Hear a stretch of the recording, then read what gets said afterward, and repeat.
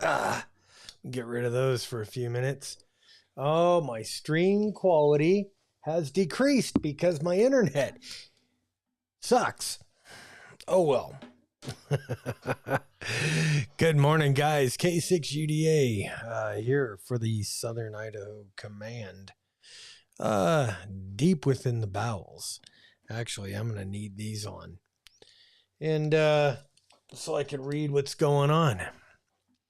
Man, it seems like everybody's on vacation doing things. Hey, it's the middle of summer, so is what it is. But we're just going to keep trudging along here and preparing and doing what we need to do, aren't we? Let's see. KK7 RDO Shannon in Caldwell. Hey, how you doing, Shannon? Good to see you. Wondering, Shannon, are you also on Wires X? Looking at let's just pull that screen right up there, and let's see. Currently, got 5 nodes connected.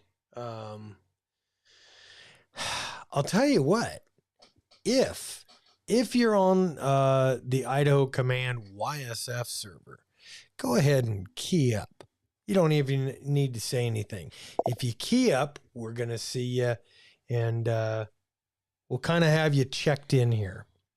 We'll just call that checked in. K7CAN in the house. Good to see you, my brother. Let's see. Pamela is in the house. Good morning. Oscar Meyer. Good morning.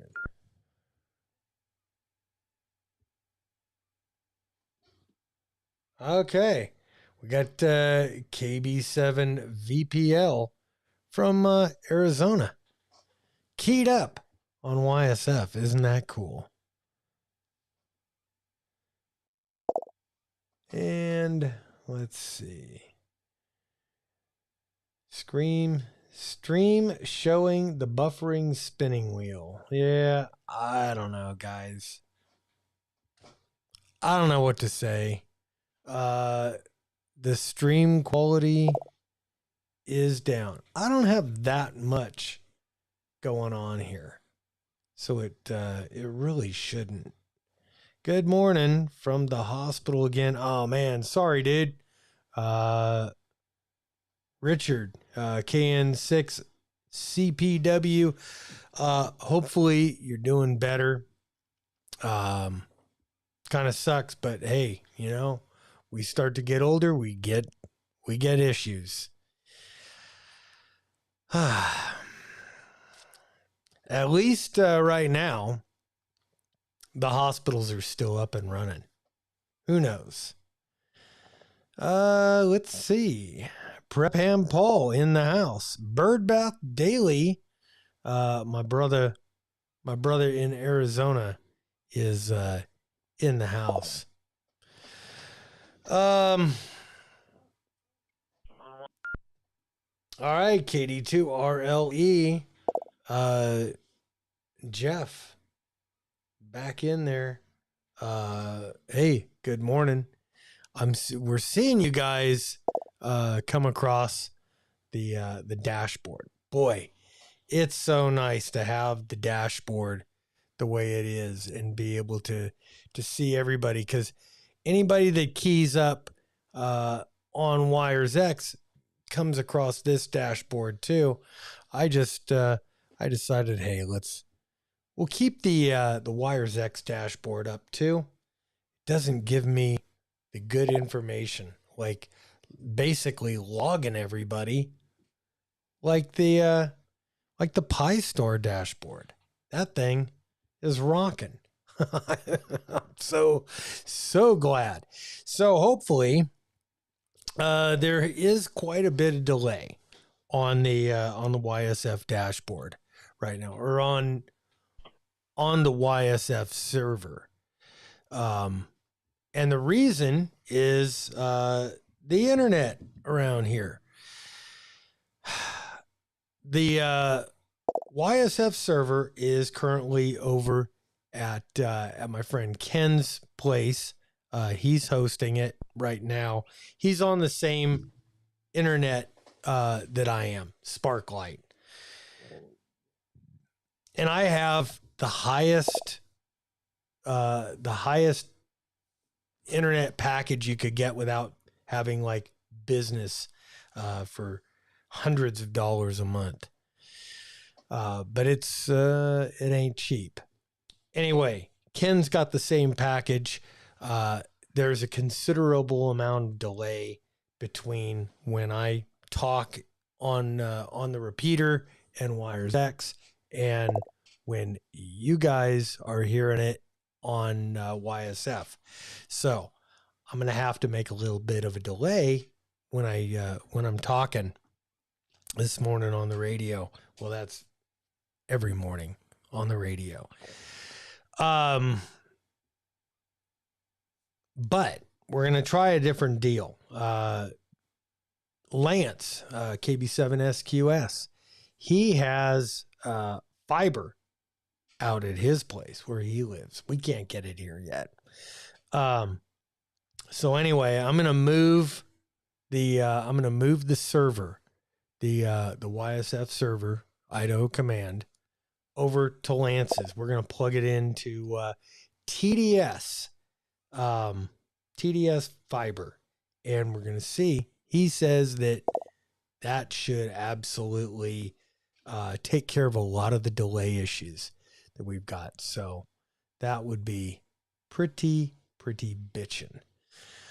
Let's see. Any word on the EBS going off on Tuesday from Birdbath? I don't know. I haven't even heard of that going off. You think they might be getting ready to do something? I don't know. Let's see. Rodney Rod. Good morning from Houston, Texas. You've got two guys in there, KD5HKQ and KF5SDI. Really cool. 32 people currently on the stream. I've got 7 nodes connected. Guys, if you're on YSF, if you're watching this and you want to check in without talking on YSF, because I'd really like to get more guys at least checking in on the radio. Your opportunity right now would be to key up, leave it keyed for a second, and then unkey. You don't even have to say anything. We'll get you logged in there. YSF reflector 40448, the Idaho Command. So go ahead and do that if you care to. Also, I want to take care of all the business around here. And good morning, Jeff. I see you in there. If you already haven't hit the subscribe button on the YouTube thing or Rumble, wherever you're seeing this, I would love for you guys all to go over to Rumble. I'm having some issues right now doing the live stream, especially a big thing on the live stream, on this live stream, is the ability for me to bring these comments right up on your screen. And so when you watch this on playback, the comments come through, because your comments are actually the biggest part of this live stream. And it's the most important part of the net, I think. That's why we're always trying to come back to it and integrate it. And it's a pain in the ass, honestly, to integrate radio and the internet here and do this. N6 GML, Greg from Mather, California. Good morning. Jeff has no computer today, so he's not doing NetLogger. The Shadow Bear is in the house. Good morning. And Sean KF0OHU from Minnesota. Let's see, who do we have in there on YSF today, or who do we have on the radio that's checked in? Well, let's see. I've been in there. KB7SQS. We had a little QSO earlier. K6UDA, K6UDA, KB7 VPL has been in there, and KD2 RLE also in the house on the radio side.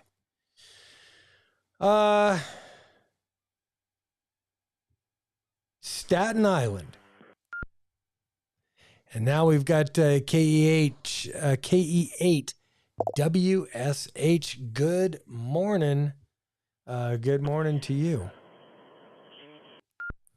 And Sean, who has previously checked in on YouTube, is now got himself in the log, or in my on my YSF log. That's friggin' cool. I ought to just figure out a way to export that and then enter that into our log. I'm looking for a way to build a different kind of a log file. I don't know, maybe some other kind of logging program or something other than NetLogger that makes you keep it active. Because if I'm running it, if Jeff's around, it's fine. You know, he's got it dialed. If I'm running it, I forget about it. So we got about 3 minutes before we start the net proper. And to the guys that are wondering why am I here 15 minutes earlier? Why do I fire this up 15 minutes early? Well, that's so I could work out any necessary bugs in all of this stuff. I mean, there's let's go over to here. Let's see. We have in the house. This is the Roadcaster. This is the mixing board. Everything runs through here. The radios run through here. The FTM 400 over here is plugged into the mixing board. Comes out over there. All the other sound stuff that mixes down. I have this thing here called a Stream Deck. This controls all the cameras. And now it's kind of screwed up. And so I could just press buttons and control the cameras. Also on the screen here, I've got other controls that I don't have room for on the Stream Deck. So monitor 2 right now, I've got that split. And why am I talking about this? Who cares? You guys don't care, but I do. Just to kind of let you know all the things that are going on around here. Let's see. Yep. I made one big screen here. I've got both my dashboards up on monitor 2 right now. So there's that.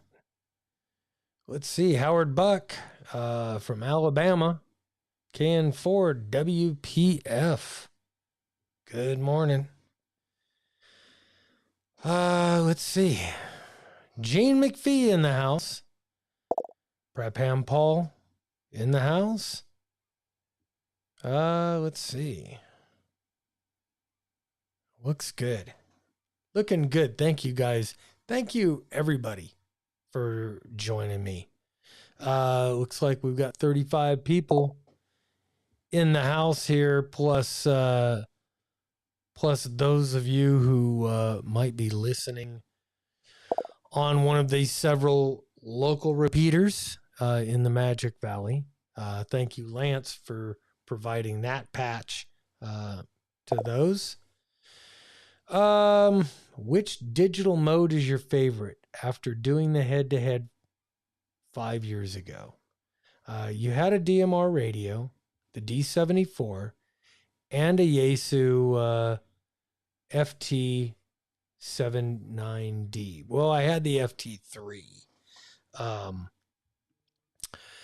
My favorite mode, okay, I don't really have so much of a favorite mode.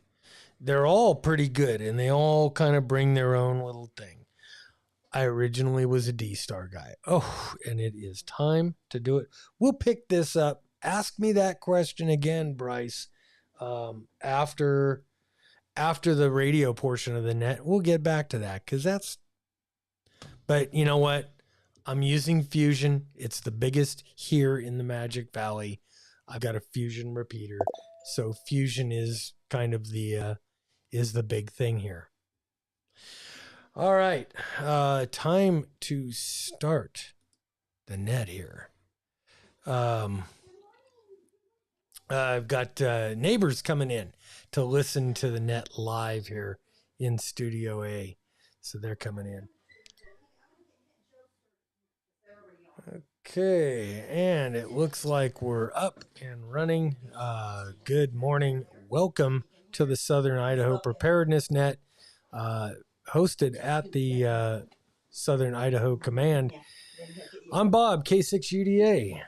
Mrs. K6UDA over there. This net meets every Saturday morning at 0900 hours Mountain Time on the K6UDA repeater located deep within the Southern Idaho Command.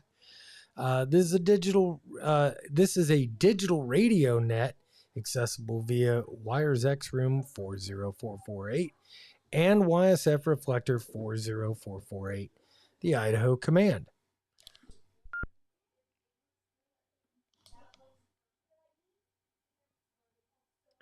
Let that fire up.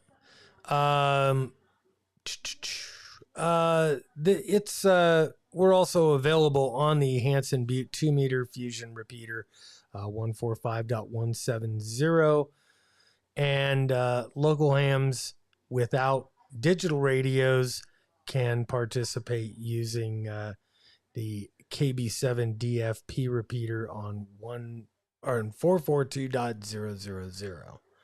I'm gonna let it break. What's up, Joe? Hey, the purpose of this net is the free exchange of information related to emergency preparedness, commonly known as prepping. We encourage deep dives into subjects related to food, water, shelter, personal protection, weapons, survival tactics, medical issues, communication gear, and techniques. I'm looking for subject matter experts to lead discussions on all these various subjects.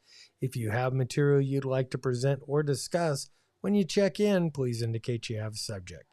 Although not primarily political, discussion of relevant political, cultural, and religious events are welcome in the context of situational awareness and survival.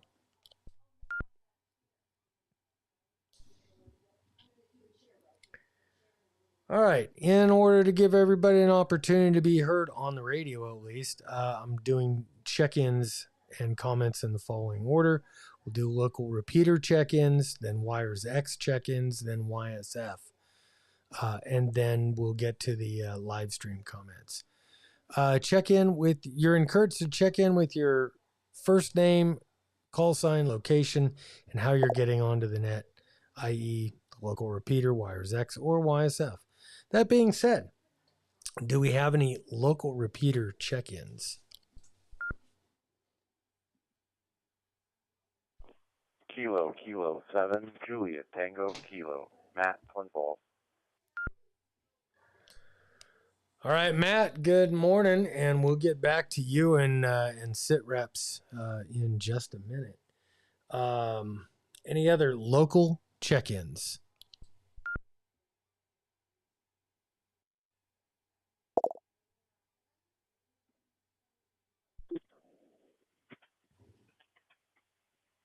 Kilo Bravo 7, Sierra Quebec, Sierra Lance, Twin Falls, 449-600 digital.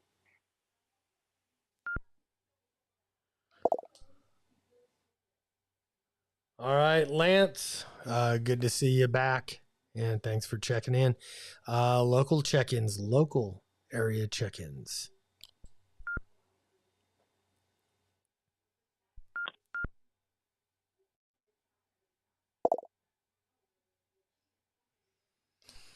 Okay, how about Wires X? Wires X check-ins anywhere in the world if you're on Wires X.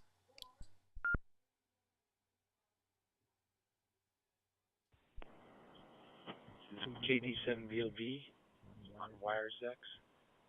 Wild Ride out. This is Bryce.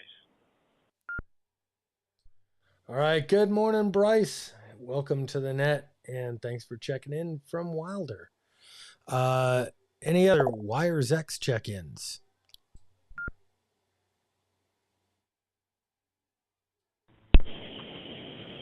KA4UPW, New Smyrna Beach, Florida, in and out. All right, KA4UPW. Good to have you in there, in and out. Thanks for checking in. Wires X check-ins.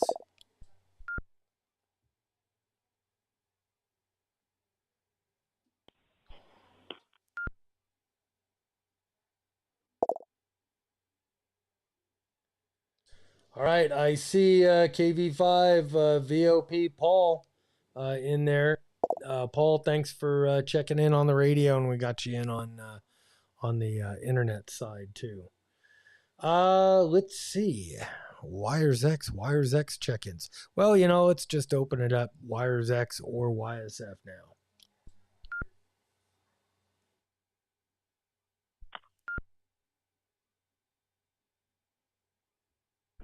KEAWSH, good morning from Portland, Michigan. All right, KE8WSH from Michigan. Bill, thanks for checking in. Any other YSF, Wires X, or local repeater check-ins?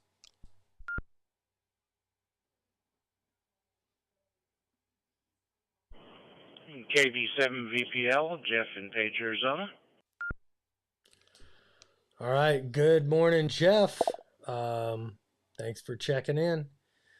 And I see Sean in there, OHU. Good morning, Sean.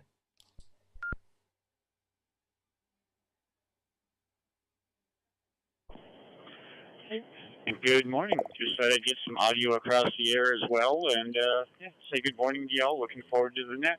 KF0, OHU. Back to you. Those are comments, yeah. All right, good morning. Let's see. And I've got my neighbor in here. I don't have the camera set up so I could put him on camera. He's not a ham. Maybe we'll talk him into being a ham or getting his ticket here. But he's kind of trying to step his prepping game up, so he's here to learn. Let's see. Check-ins. Anywhere, anybody? So we're doing check-ins on the radio right now.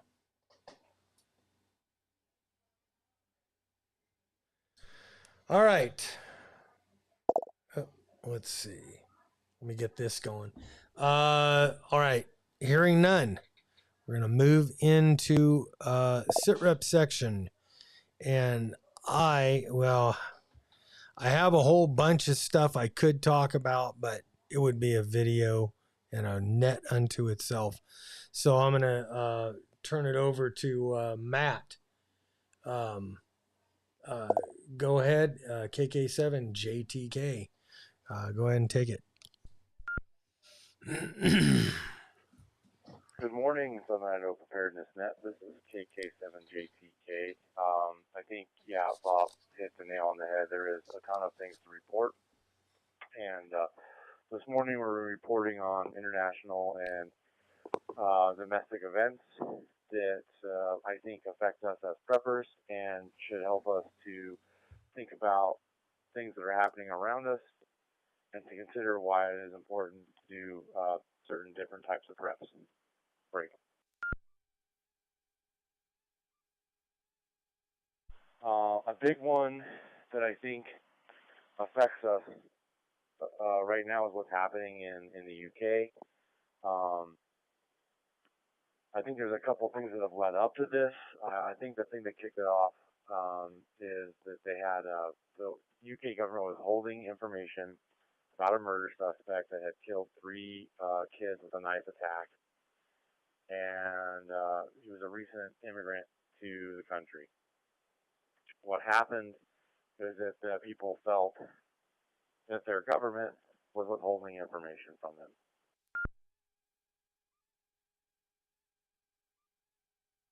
What's happened since then is a lot of other government programs that have come about that really putting a hardship on the UK people have also come into the chairs. And so a lot of rioting has broke out. So of course, whether it's a coincidence or not, the UK had mentioned that their prisons and jails were overflowing, so they were releasing violent criminals. And one of the actions that the UK government has is to start locking up these rioters.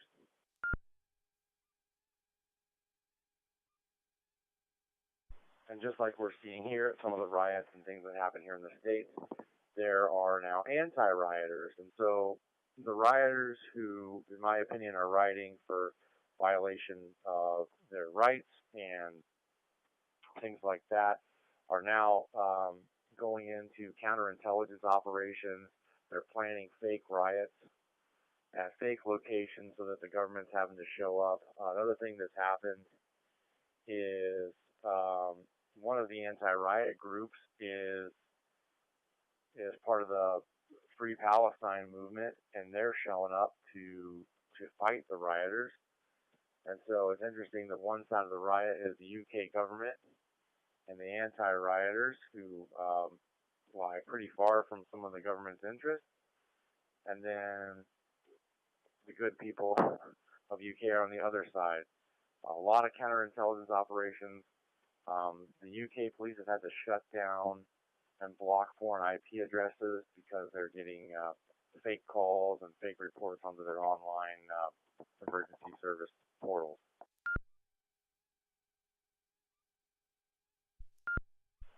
In Bangladesh this week, we saw that the people overthrew the government there, and that the leader had to run for their life. I think we're seeing more and more of this type of stuff in countries where it's commonplace for one political party to come to power and remove or assassinate, imprison the previous political party.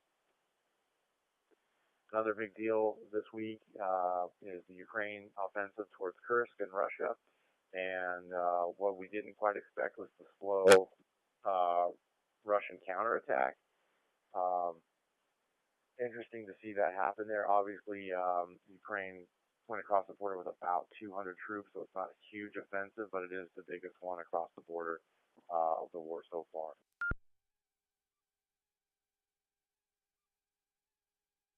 I want to talk a little bit about power. That seems to be something that affects me and my family the most. Some prep that I don't have done yet. We talked about the flooding in Texas with a Category 1 hurricane, which is considerably small in the realm of hurricanes, but at one point took 2 million people out of power.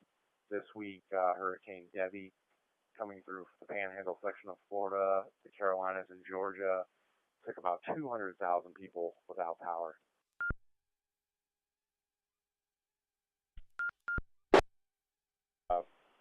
Get your power prep fixed, everyone. There's still some flooding happening after Hurricane Debbie.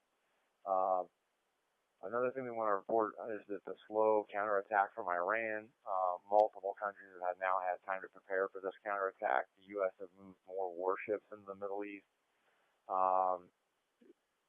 I don't know how true this is or not as far as the new Iranian president's willingness to attack, but I do want to remind us that we reported a couple months ago that the former president of Iran was killed in a helicopter crash, and of course there were some sketchy details around that. He was leaving meetings in Azerbaijan, and on the way back, crashed just across the border. It took him hours and hours to find his helicopter, which is pretty unreal considering that most of those flights would have multiple helicopters in that flight.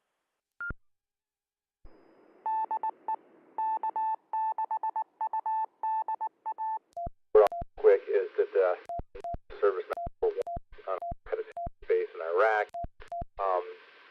This seems like this may have been a one-off attack. I'm a little bit of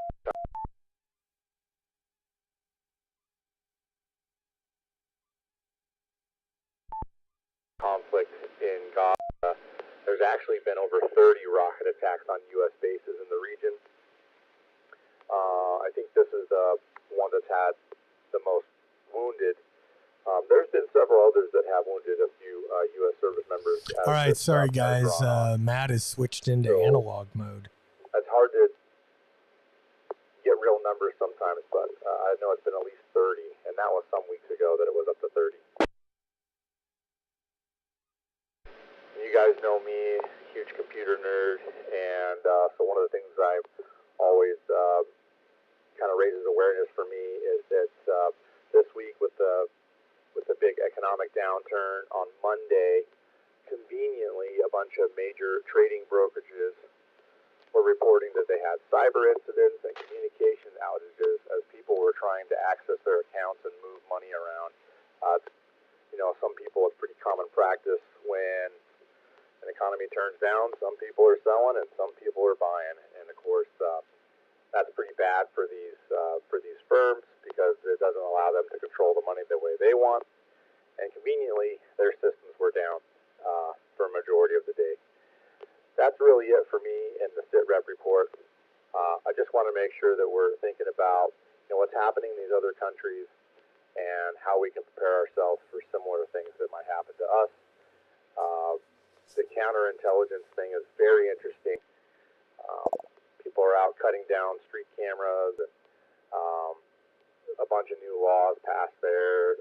Essentially, most vehicles that we drive on the road today would be taxed $12.50 a day for driving on major roads.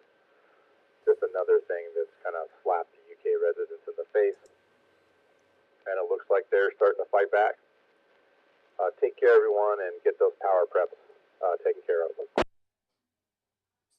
This is Kilo 7, Juliet Tango Kilo 73 to the PrepperNet.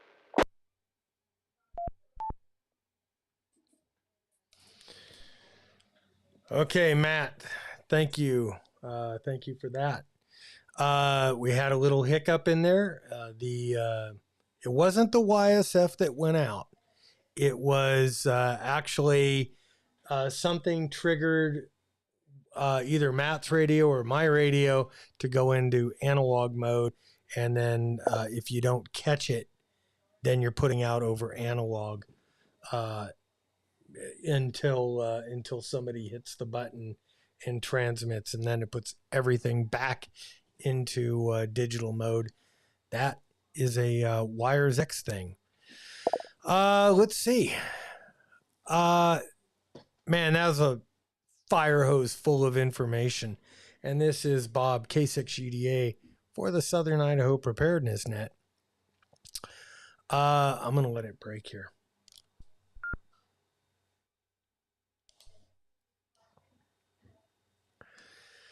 Okay, getting into our main topic today is what I like to call covert bartering.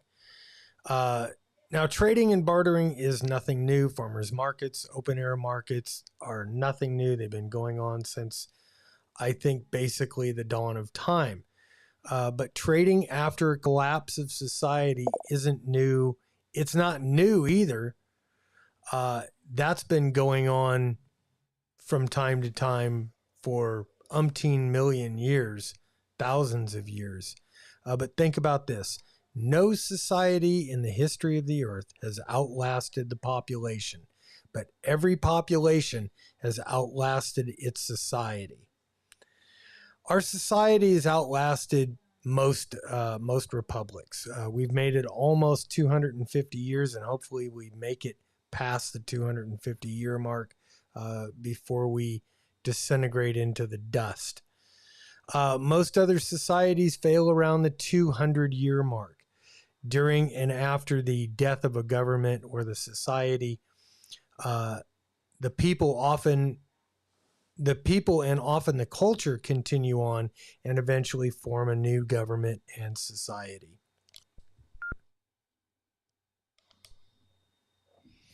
So what happens during the collapse?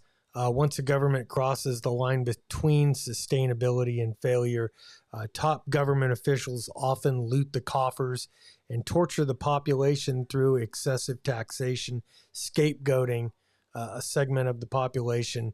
For example, the Jews in Germany, whites in South Africa, and starting here, whites and conservatives in the U.S. Money eventually becomes worthless. Government-run services become erratic, unstable, completely cease to function. Supply lines become unreliable, and people and the government often turn on themselves and each other, leaving survivors to their own devices. The rule of law often disintegrates. I believe we're kind of at that point where we're starting to experience the initial stages of the end of the U.S. as we know it. There was a guy, this is a story that kind of got me into the whole prepping thing. A guy named Matt Selco. And he was a guy, just an average Joe living in Bosnia in the 90s when Bosnia went into civil war and a collapse. And his story is fascinating. It is scary. Really, really scary. I'm going to let it drop.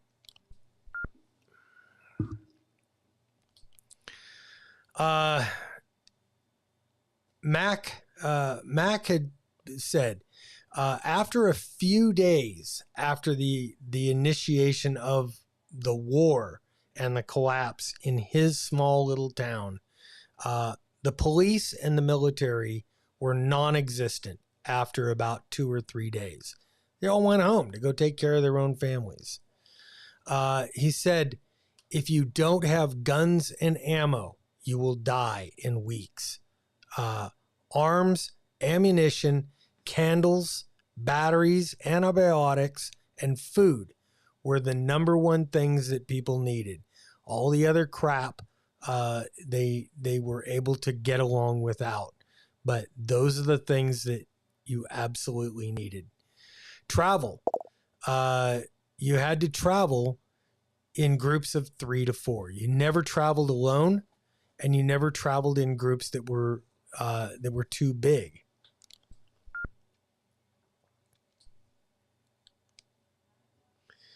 He talks about choosing reliable friends.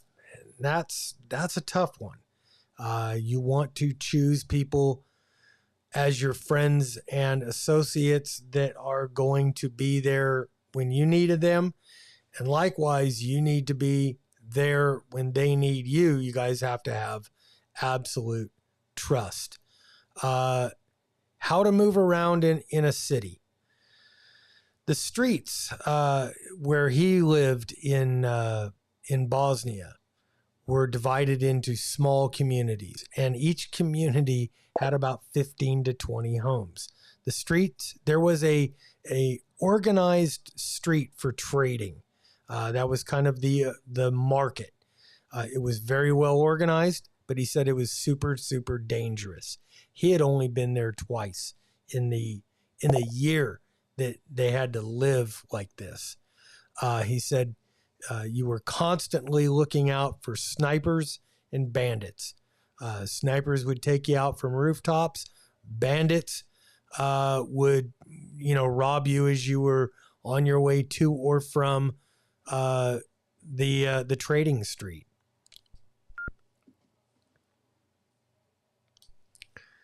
Nobody used automobiles in that city. Streets were blocked by wreckage and cars. Gasoline, super, super expensive. All traveling was done at night. Every tree in the city, now this is very scary.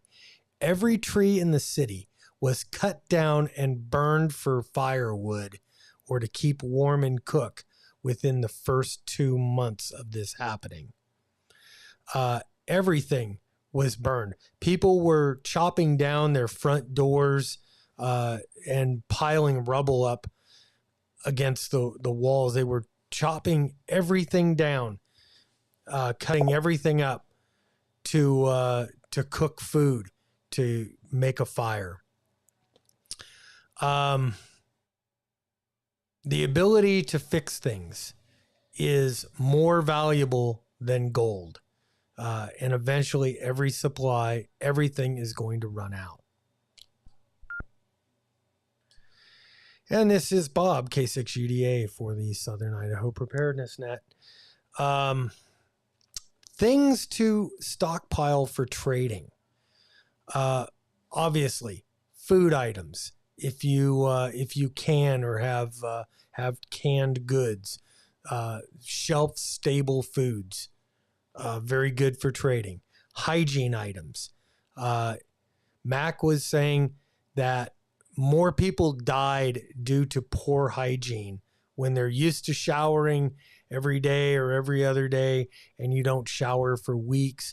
If you don't wash your hands, if you can't wash your hands because there's no water, that becomes a huge problem. So hygiene items, lots of hygiene items, feminine hygiene items, soaps, disinfectant, he said, is huge. You want to have 6 months worth of batteries, your AAAs, AA's, 9-volt batteries. If you have a lot of things with the flat batteries in them, like your like RDS sight systems, you want to have enough batteries to keep those things going for months or as long as you can. You want to have enough for you. You also want to have things that you can use as trade. Booze, cheap whiskey and vodka. Huge trading items and valuable, unbelievably valuable. Little trading items. I don't really know what he meant by that, but I would just say kind of knick-knacky things. Knives were huge. Lighters. He was talking about a Bic lighter was more valuable than a generator because you could light fires with it.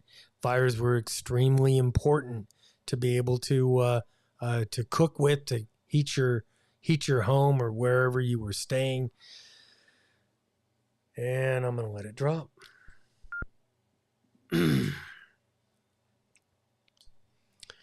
I would say buy big things of lighters. That's something I reread his story the other day in preparation for the net today. And that's something that I just, we're going to go buy a big thing of Bic lighters. So we've got enough for us and we have enough to trade with. He said the lighters were, they were more valuable than gold. Soap, bar soap, the squirtable soap, dish soap, very, very important. He said lots of garbage bags. Garbage bags, not just to keep the garbage in, but to organize things, to do a multitude of things. You're gonna be basically covering yourself using them as rain repellent devices. Toilet paper, You can never have enough toilet paper, and I don't care how much you have. If everything went away for a year, if we became a Bosnia for a year, you're most assuredly going to run out of toilet paper. But to have it, as long as you do have it, you're in a position to also barter it for other things. Paper plates, paper cups, plastic silverware. When you don't have running water, washing dishes is a chore, and it takes up a valuable commodity, which is water, which you might need for either flushing the toilet, for bathing, for drinking, and feeding, or getting it to your animals to become more sustainable. The disinfectant, bleach. He said you can never have enough bleach. So that's another thing. We're going to Walmart after the net, and we're going to go do a shopping run.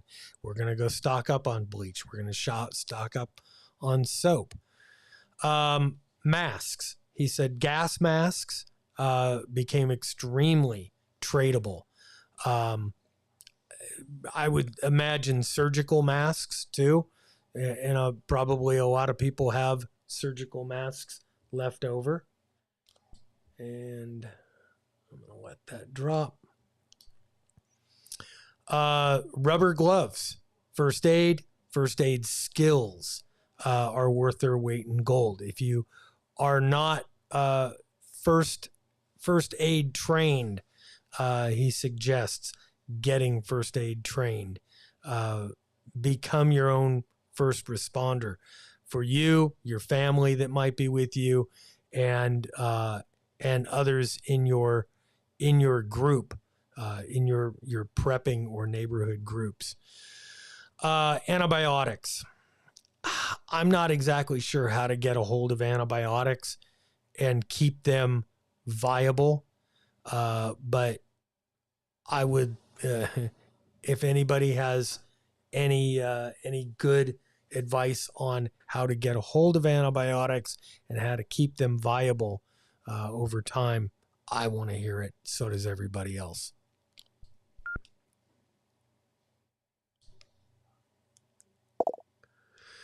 Common pistol calibers. Here in the U.S., I would say the common pistol calibers are going to be 9mm and 45. You want to keep a good stock of that stuff. Maybe a little bit of 380, some other ones, but I would say the main ones. And those are the pistols that you want to have in stock are those common calibers, 45s, 9mm. I would invest in Glocks, Glock 17s, Glock 19s, the magazines for the Glocks, and I would also invest in a good 1911 and lots of magazines for 1911, both for personal protection and to trade with.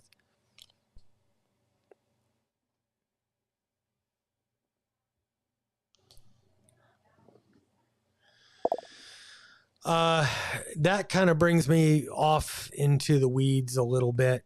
And this is K6UDA for the Southern Idaho Preparedness Net. Be very, very, very careful who you trade arms with.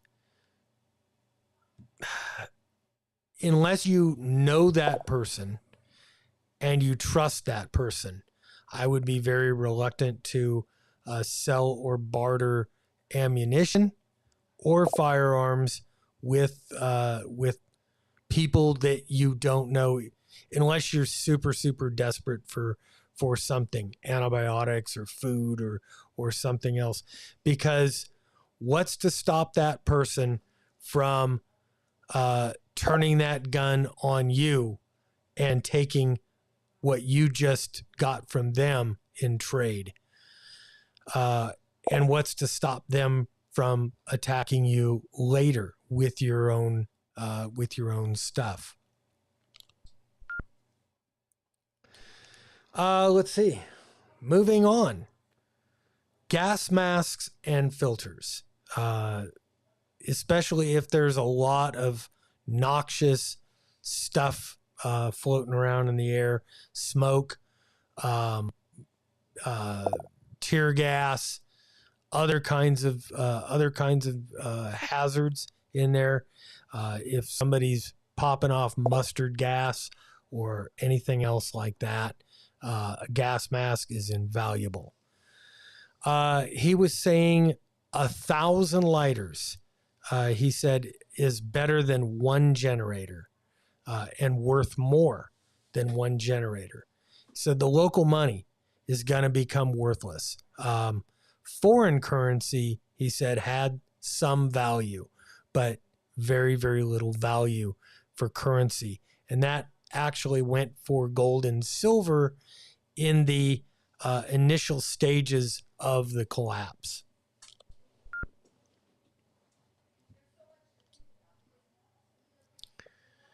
Does anybody have any questions, comments at this point?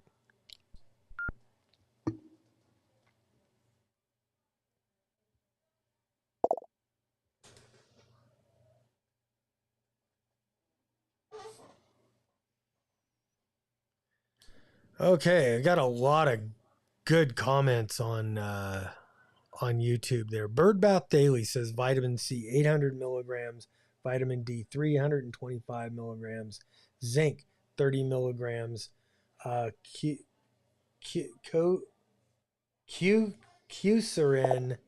500 milligrams.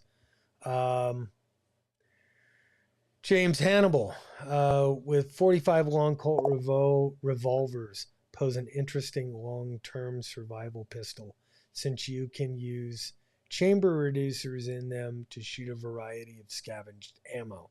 Hey, good to know.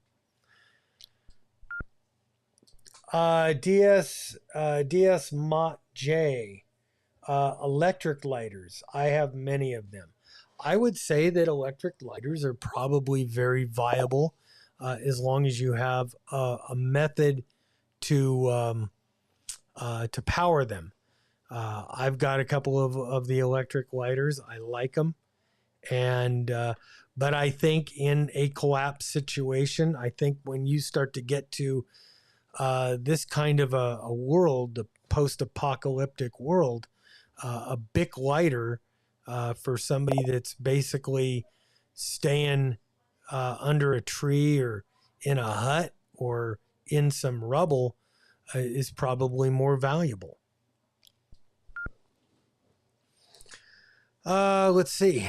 We'll keep moving on here as much as we can. Coffee and cigarettes.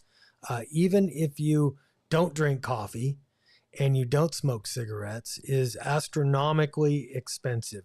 And you could trade those items along with booze for almost anything that you want. Coffee is, a lot of people drink coffee in the morning. And if you haven't had coffee for a long time, for weeks, and all of a sudden somebody's offering you some coffee that you could make, that'll definitely get people interested. Cigarettes, a pack of cigarettes to somebody who smokes, who has not smoked for a month or 2 months, they would probably about trade their firstborn for that. Other things that you can absolutely barter is your time. If you have a strong back and you can work and you could do something for somebody, or you have a trade. If you're in construction, or you're a mechanical engineer or a mechanic, something durable, maybe even plumbers, electricians. Those trades are going to become extremely valuable, I think. If you're in the medical field, you're worth your weight in gold. I think even a what is it, a LVN, not even a full nurse, but if you've got a little bit of medical background, you've got the basics down, you're going to be well ahead of the game.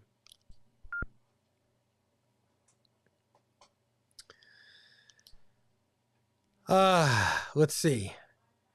Mac was saying there was no time to start prepping if you're not prepared when the balloon went up. He said you had no time. It wasn't like you were able to go to the store for that first week and get everything. He said the politicos and everything on TV kept saying that everything was according to plan. Everything was doing well, and that everything was going to be back online. The power was going to be back. The plumbing was going to be back. The water, all the services would be back in a matter of days. But it was crap hit the fan in that matter of days. And then all of a sudden, everything, TV and everything, just shut down.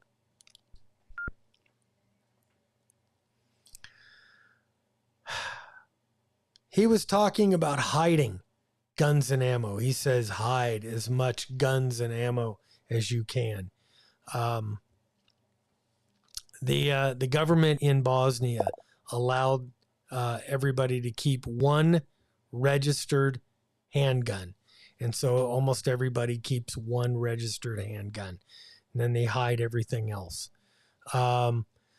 Nice houses and well-protected houses were the first to be looted. You want to make your house look unattractive. You want to use things like sandbags as barricades. Like he was saying before, doors, everything became fodder for fire, and you just wanted to stay warm and be able to cook your food. And this is K6UDA for the Southern Idaho Preparedness Net.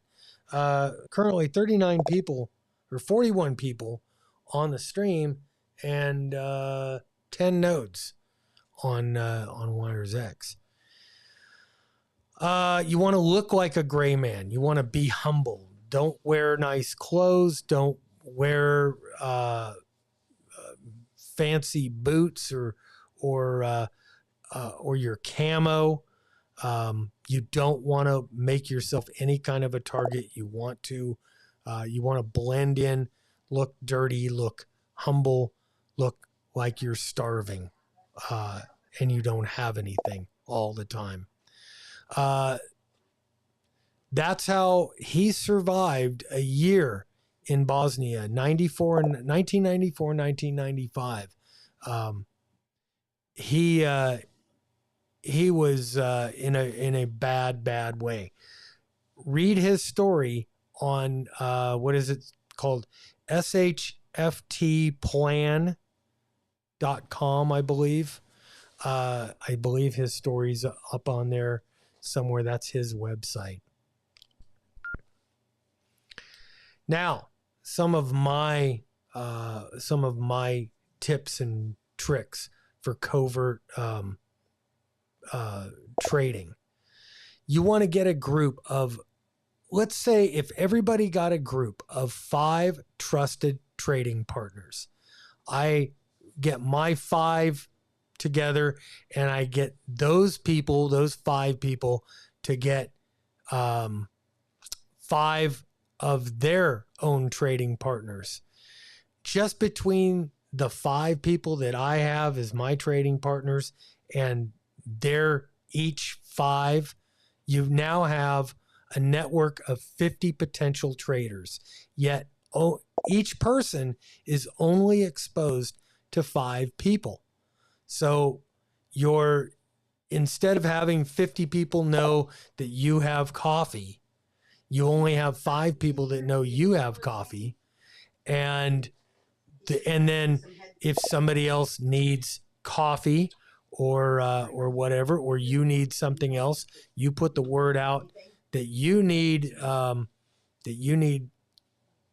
whatever it is you need, and that you have X, Y, and Z to trade, and then you get that done through one of your 5 trusted people. You want to limit what you show to your trading partners. If you have 100 rounds of 9mm, you only bring 10 rounds to your trade. And you know what?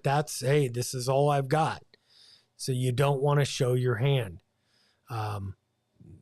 Not only for the possibility of getting robbed today, but getting raided and robbed tonight or tomorrow. You don't want to give out supplies as charity. A lot of people have talked about this. You want to ask for something in trade. If you've got neighbors, can I have some food for my starving kids? Well, you could give them food, but as soon as they eat that food, they're going to be back for more. And instead of trying to do it as a charity thing, I would say ask for something in trade. If they don't have, everybody has a skill. Maybe trade for a skill. Maybe that person can build something that you need built, or repair something that you need repaired. Trade them the food. Trade them the stuff that they need for stuff that you need. Don't just give it to them unless you're willing to feed them for the remainder of the event.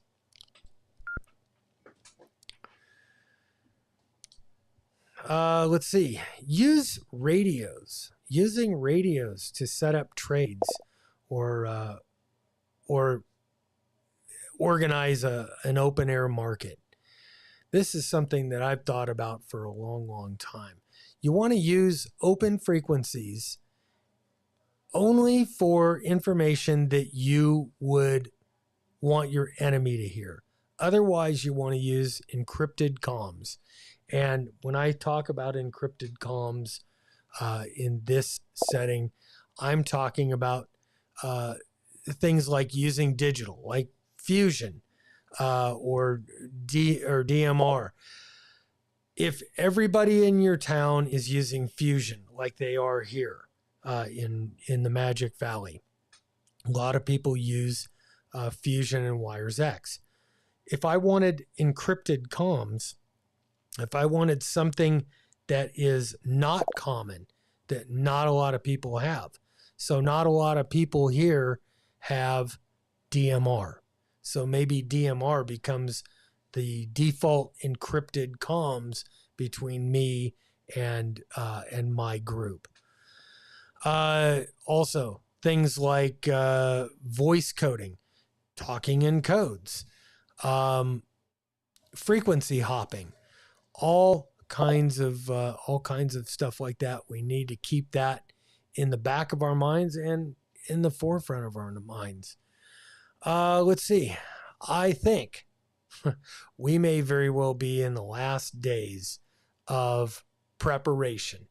I think the time for someday is pretty much in the mirror, and we're looking at something is going to happen that's going to be super, super big. I would say possibly the next few months, if not sooner. So get yourself prepared. I was doing a little bit of research using Chat GPT, and I'm going to let it break.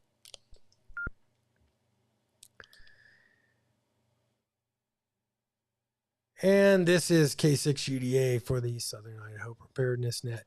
I asked ChatGPT a few things, and I asked ChatGPT, over the past 100 years, several countries have experienced collapses or dramatic political changes to their political structure. Soviet Union has suffered collapses in 1922 and 1991. Yugoslavia, 1918 and 2003, they suffered complete collapses of their society. Czechoslovakia, 1918 and 1992. East Germany, 1949 and 1990, when the wall came down. The Ottoman Empire, 1299 AD and 1922. The Ottoman Empire, after World War I, led to the creation of several new states in the Middle East, including the establishment of modern-day Turkey. In the past 40 years, several countries have experienced civil war. This is not ancient history. This is just going back 40 years. Syria, 2011 through the present. Yemen, 2014 through the present. Libya, 2011 through the present. South Sudan, 2013 to 2018. Civil War. Central Africa Republic, 2012 through the present. South Sudan, 2013 through 2018. Colombia, our neighbors to the south, 1964 through 2016. They were having civil wars, a 40-year window. Ethiopia, 2020 through the present. Myanmar, 2021 through the present. And let's see, continuing on with this line of happiness. In the past 40 years, several countries have experienced hyperinflation. And I'm going to let it drop.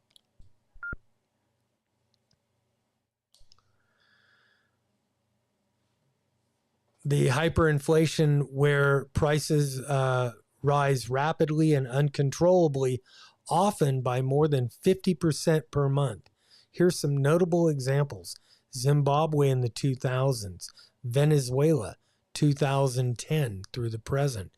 The Weimar Republic in Germany, this was 1921 through 1923. Hungary, 1945 through 46. They had it. Yugoslavia, 1990s. Argentina, 1980s and through the 90s. Brazil, 1980s through the 1990s, and they're starting to get it again. And then in the past 40 years, countries that have suffered economic depressions along with maybe the hyperinflation. Argentina, Zimbabwe, Greece, 2008 through 2018. Iceland, who would have thought Iceland, 2008 through 2011. Ukraine, 2014, 2015. And Russia, 2014 to 2016. How about that for happiness, guys? I don't think we're immune to that happening here. Let me open it up one more time to questions, comments, or check-ins on the radio.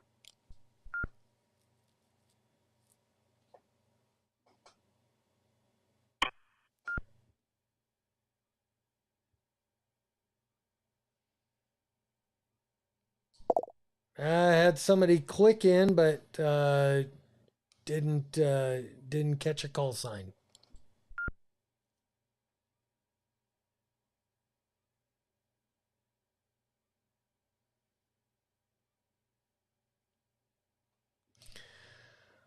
Okay, hearing none. Looks like we've had lots of comments in the comment section, and I'm not gonna go back and read them. Jeff is without radio today, so let's see. I've got Prep Ham Paul. He does say Blue Alpine definitely seems a better option over the Harvest Right. So they're talking about freeze dryers, something that we've been considering, freeze dryer and freeze drying some of our food to make it last. Let's see. Prep Ham Paul says, I have my circle in the area, but tens of thousands of others in between. I'd like to create my HF circle of people who I can connect with on HF Wires X, like Bob and this group. Yeah. Guys, it's time, if you haven't seriously considered who your allies are, who you're going to rely on in when the balloon goes up. You need to start doing that now. Put your 5 people together. Ask those 5 people to get 5 people on their side, and you don't want to know them. They don't want to know you.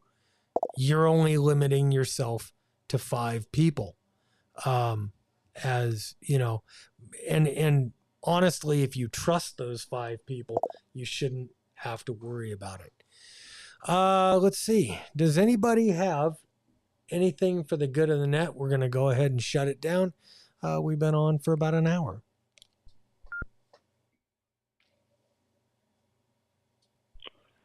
W6CJ comment. Yeah, Jay, good morning, and go ahead.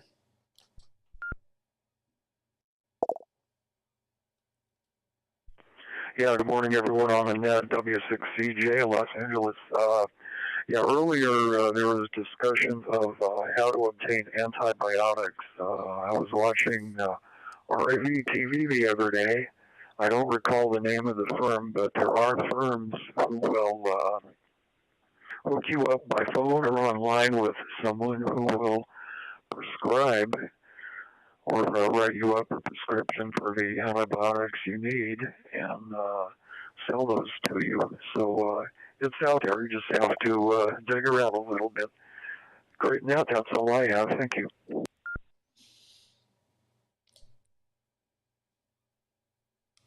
Yeah, Jay, thanks for that. Getting those medical supplies and especially the antibiotics, I think that is kind of crucial. DS Matt J, Jace Medical and Contingency Medical. I think online, it's going to cost you a little bit of money. It's not a bargain proposition, but I think and I don't know how long antibiotics last for. I have no idea if they last a year, a week, a month, or 10 years.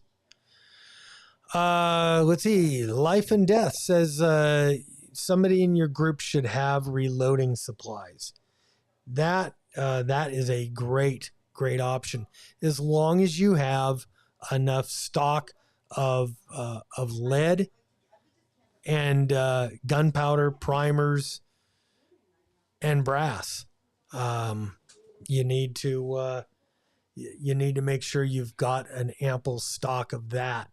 But those components by themselves also are great for trading to people that you trust. If you can't afford a freeze dryer, get a good vacuum sealer. Works great. It's very inexpensive. Yeah, we vacuum seal lots of stuff here. This is from Bird Bath Daily. I do it 2 ways. I've got the bag sealer where, just a food saver, and we bag up stuff, meat and everything, and seal a meal it. And then I also have one of these little jar vacuum sealers, and you get the canning jars, and you can suck all the air out of those things, and stuff stays fresh for a long time when it's vacuum sealed like that. DS Matt J. Medications last a lot longer than the expiration date. There's only one antibiotic that is poisonous after the expiration date. Can't remember which one it is. So, hey, we're taking our chances until Matt figures it out. Let's see. There's a study done by the military that showed this. 22 long rifle is a great barter item. Yes, absolutely. From the Fire Guy, 1322.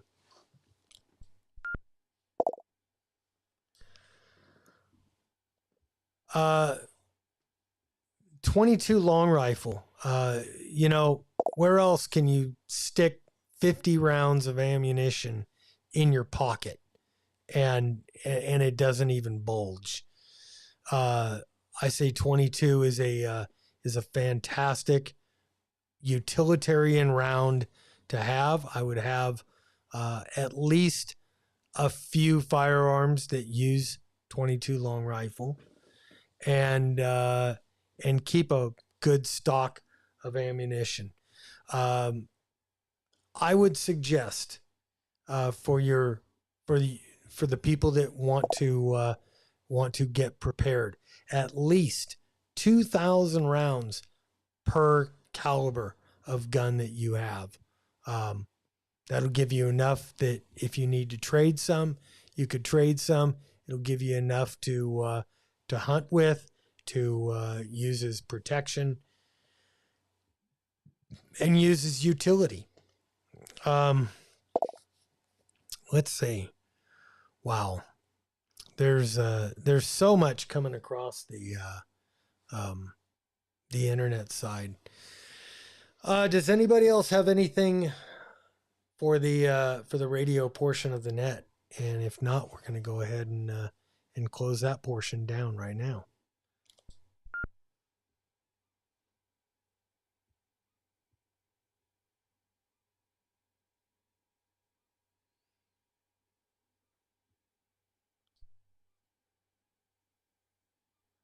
All right.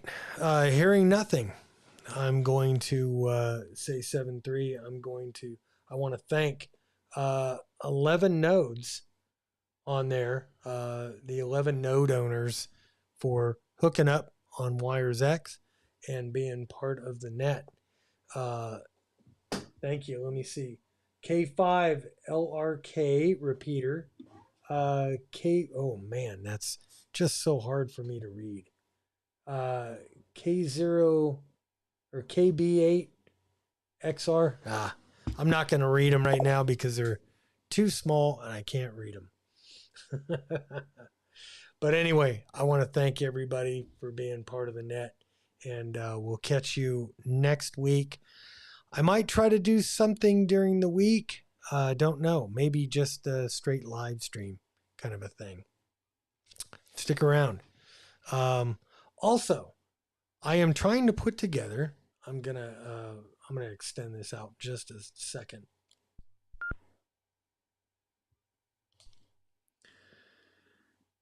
Since nobody knows how long the internet is going to last, since nobody knows how long we'll all be on YouTube or any one social media, I am trying to put together basically an email list, and I want to ask everybody, if you're so inclined, if you'd like to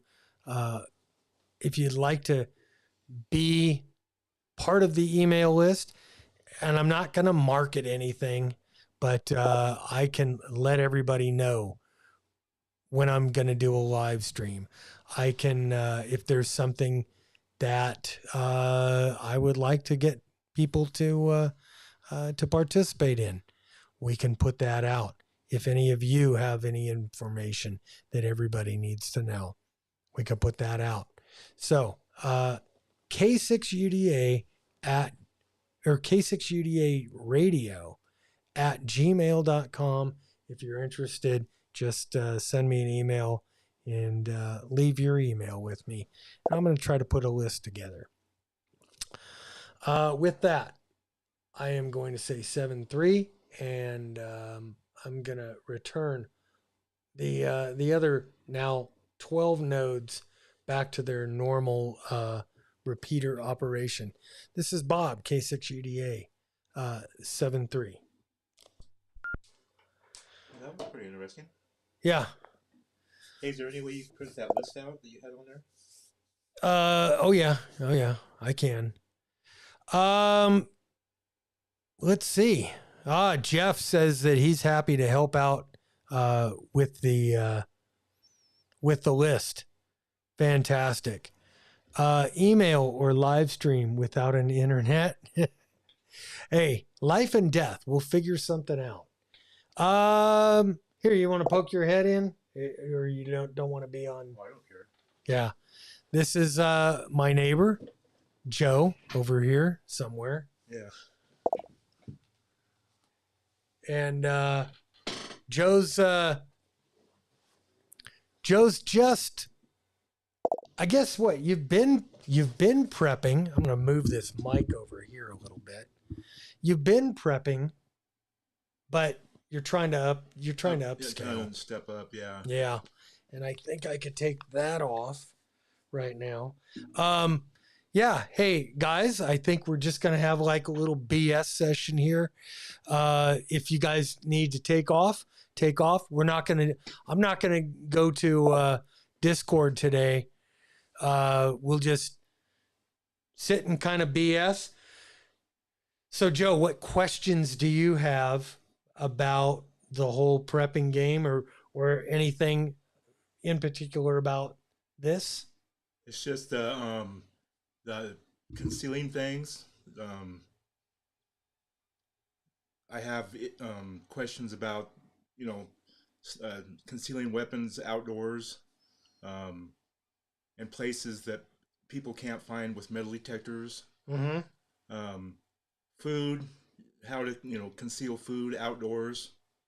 If basically, it's my questions is concealing things, because if somebody wants to find something, obviously they could probably find a lot of that stuff with metal detectors and stuff. If people spend enough time, energy, and money, I think they'll pretty much be able to find a lot of stuff, unless you go up into the desert, which we're fairly close to, and you're doing something like that.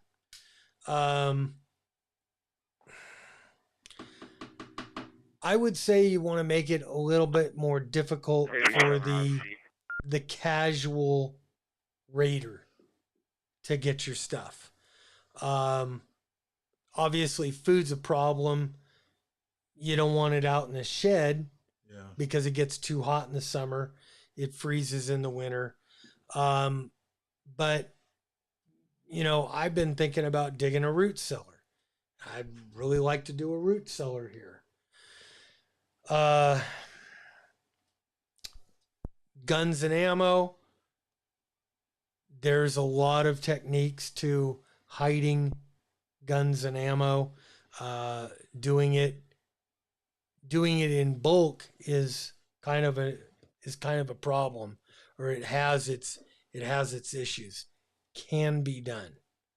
And I'll talk to you about that offline. Let's see. Does anybody else have anything for the group? What happened to our prep session? We should plan that. Yes. You know what, Jeff? You're right. We should plan this. And it looks like I've got some emails coming in. Thank you, guys. We're going to try to put that email list together. Let's see. There are some good videos out there about hiding metallic items underground from metal detectors. Usually involves decoys buried above the item in question, metal cans, nails, sheet metal. Oh, great ideas. That is awesome. What a great idea. You take some sacrificial metal items, stick them a foot or two above what you want to bury, and when they hit that, maybe they'll stop. Shadow Bear, thank you very, very much. Awesome information. Awesome tip. Let's see. What was the SHFT website you mentioned?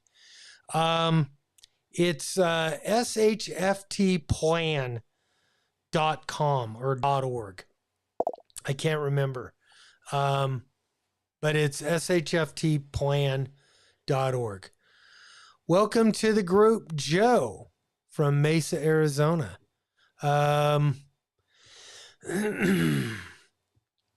yeah, we need to plan our weekend off the grid. I'm not going to do my weekend off the grid when it's 95, 100 degrees out.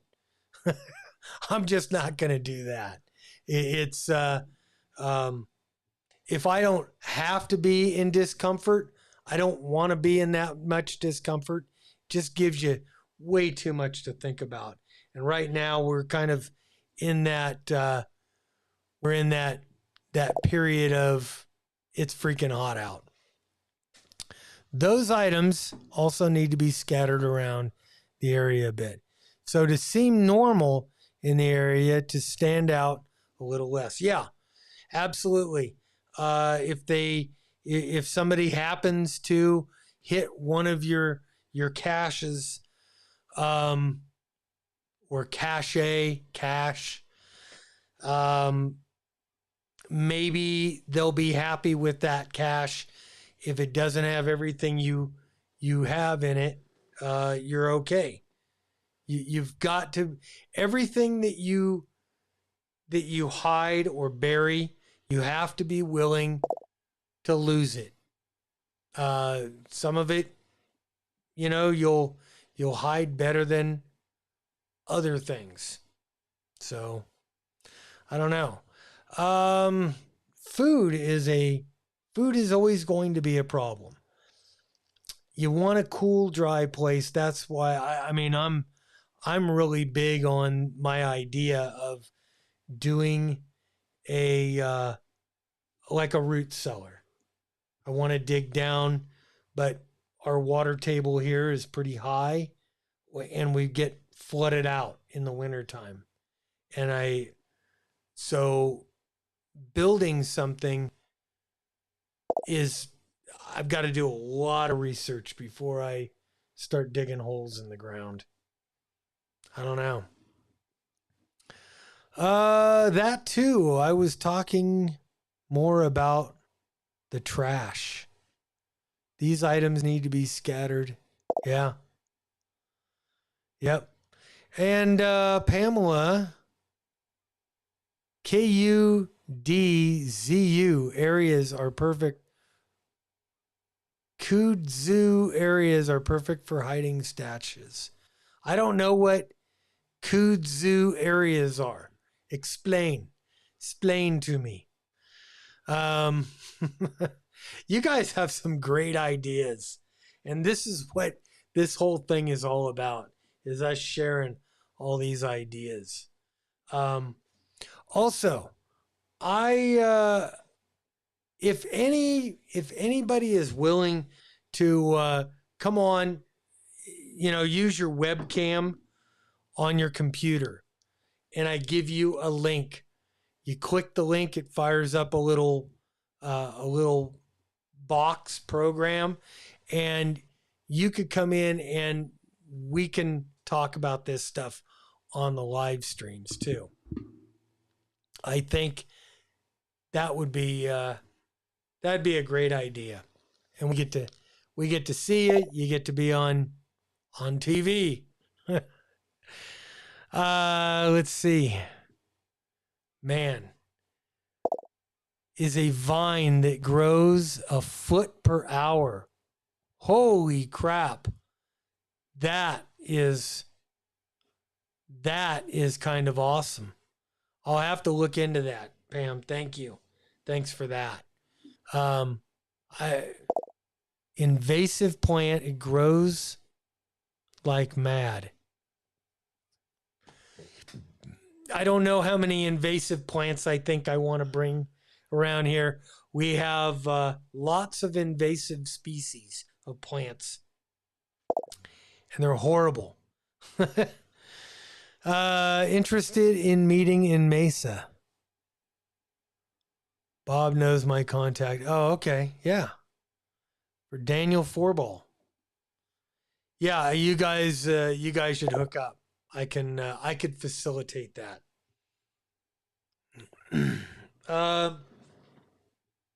Let's see. What else?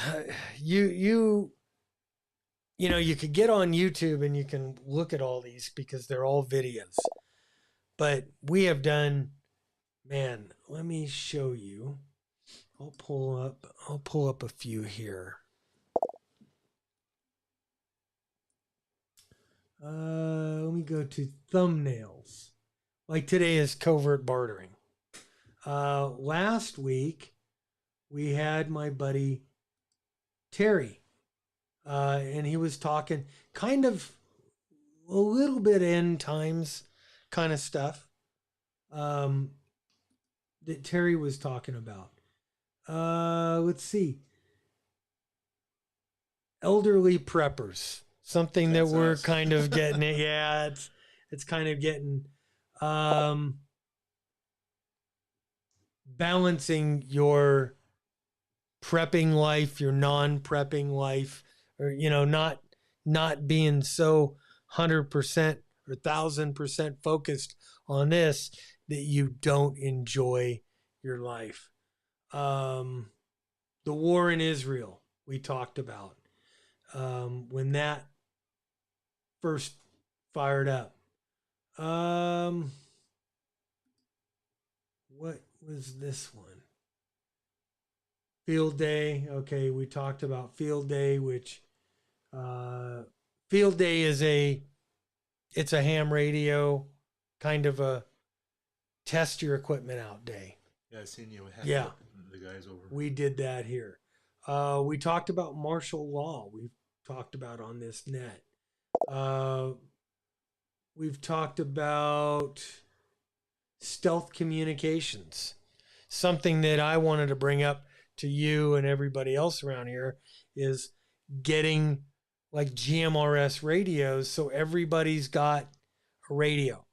If the electricity's out, if the phones go down, we still have a way of contacting each other right here on the street. I think would be very, very important. Let's see. What else? All kinds of, bugging out. 25-year food storage.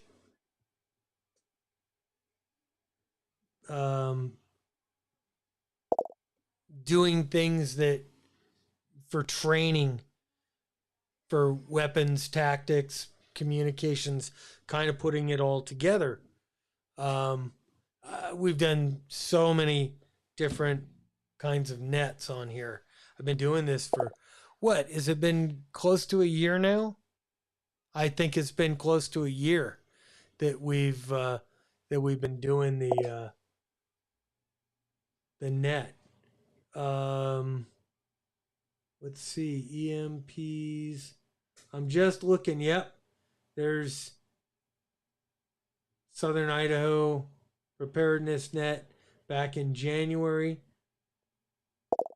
I don't know. I'll have to look and see. One of the things that I want to do, cheap GMRS radios, Radio Oddity GM30s, USB rechargeable. There's so many that are USB rechargeable now. And I've done videos on several of them. And they work great for neighborhood communications to get all of the neighbors on board with that. I think that is a super powerful tool. Not everybody needs to be a ham or have ham radios. If you've got, like here, I've got a ham radio license. If everybody else here was on GMRS, I could get out a little bit further, make contact with other people. If we had a complete collapse of information here in town, I can make contact with the outside the neighborhood, a little bit further away, and either set up trades or get in news and information and pass it along to everybody here on GMRS. So, let's see. Extra CB radios to use. The radio. It's the radio to give out to your family. Yep. Absolutely. Absolutely. All right, guys. I think I'm gonna jump out. I'm gonna shut this down. It's been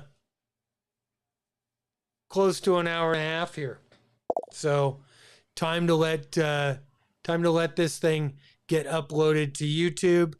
I want to thank everybody for being part of this. 38 people on the stream right now. 31 thumbs up.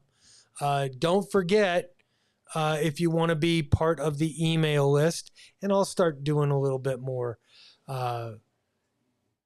getting the word out about that.